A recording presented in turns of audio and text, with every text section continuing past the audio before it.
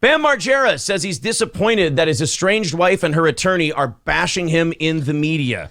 But he insists he's been supporting his son and hopes to one day share his side of the story.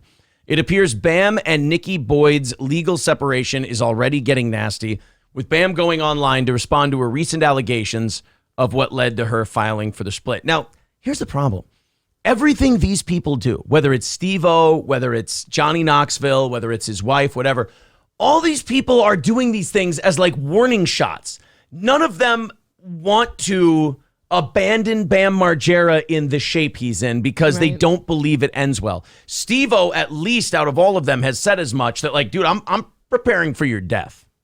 And I think just saying that out loud should be enough to like that. He's trying to send a message over to Bam, like, dude, we care about you, but we don't think this is going well for you. Do better. So now you got the wife going out there and going public with the lawyer and saying, look, we got to wash our hands of this guy. We're filing. There's a reason she filed for legal separation and not divorce.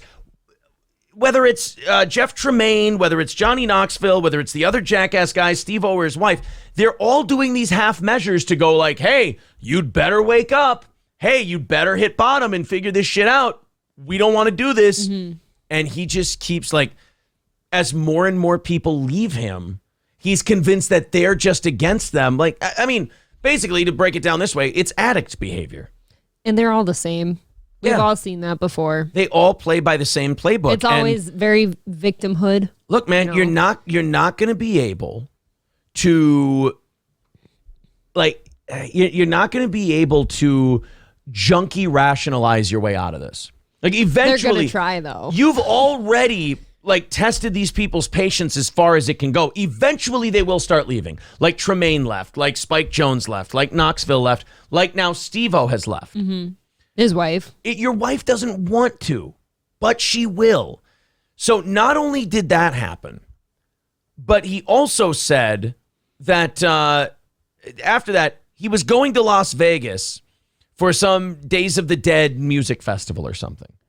And he posted a video of him in Vegas and the whole thing. And then, he then posted something from a strip club or something. So it's hard for you to say publicly that like I'm taking this very seriously. I don't like this. This is bullshit. And then, oh, by the way, I'm fucked up in Las Vegas and I'm at a strip club. I don't think you can have it both ways. So I don't know. Not when everyone's given you so many chances to clean it up. I just don't know what bottom looks like for this guy.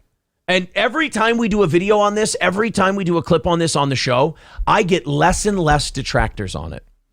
Every time. In fact, the last one we just did, which is doing very well right now, I think it's at like 95% thumbs up. And it used to be those would be like 75 or 80 because people are like, come on, man. He's just having some problems. He'll figure it out. I think people are understanding. I've been right about this the whole time. This guy ain't getting better.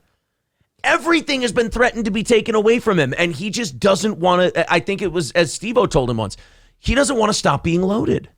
It's that. And like, for a lot of us, too, it's just, oh, your kid's not enough for you to clean it up. Even just a little bit. You know, that says a lot about you and your character. And I fear that, like, the bottom for him is the worst. Right. Like, worst case scenario. And that he wouldn't be the first person. Nope. And, you know, the shame is, like, the cancer of this whole thing is, he still, to this day, has enough money to afford to be a junkie. He can afford his habits. Yes. Right. He can still jet set all over the place. He can still buy whatever he needs to buy. So from his perspective, he's fine because he's still doing everything he wants to do. And so and he doesn't want to stop that life. So then when everything around him says, we're leaving you, we've had it, blah, blah, blah, he convinces himself to keep the good time going. Those people are just against him. They're conspiring against him. It's like... But these people held their hands out for you for years. Okay. Yeah. It's been a long time. Yeah. I don't know. Stevie J says, you don't understand, man. There were some crazy circumstances. He says, every addict explaining everything ever. You don't understand until you've lived it. Blah, blah, blah. Every addict has some like horrible thing that happened that's like, oh, I just can't get over this. Everybody has those moments. Mm-hmm. Everybody has those moments in their life where, you know, oh my God, it's terrible. Oh my God, I just can't go on, blah, blah, blah. And they do. Time goes on, time moves forward. Life gets better, life gets worse, life gets better, life gets worse. That's existence. So for this guy to go, oh, well, my friend died. No offense, Bam. Your friend died like, what, a decade ago? Yeah, you can't make that your reason, like the explanation for how you're existing anymore. It's time to move on. And we all have friends and family that die. Yeah. It sucks, but we can't just like fall into a pit of hell of drugs and alcohol. Hulkamasha Baby says, isn't that a saying? What's worse than an addict? An addict with money. So here's Bam Margera in Las Vegas. You tell me if he's taking this seriously. You tell me if he's maybe trying to straighten up. I've arrived in Vegas. Here I am. So he's fucked up. He's fucked up. Day of the Dead Festival tomorrow. Jack picked me up. One of my best friends, but he still gets that. Like I feel like I'm watching Beetlejuice from the Howard Stern show. That's not taking anything seriously. You know what? And I apologize to Beetlejuice because he's not a drug addict.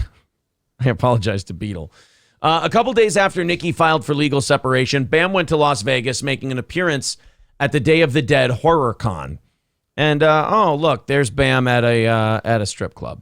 Fun. Posing with some girls. And just that he looks sober, doesn't he? Yeah, that look in his eye of just fucked up. I mean, this is like okay behavior if you're usually a sober person and you have your shit together and you're going out for some fun. Yeah, there he is. That's when this is okay.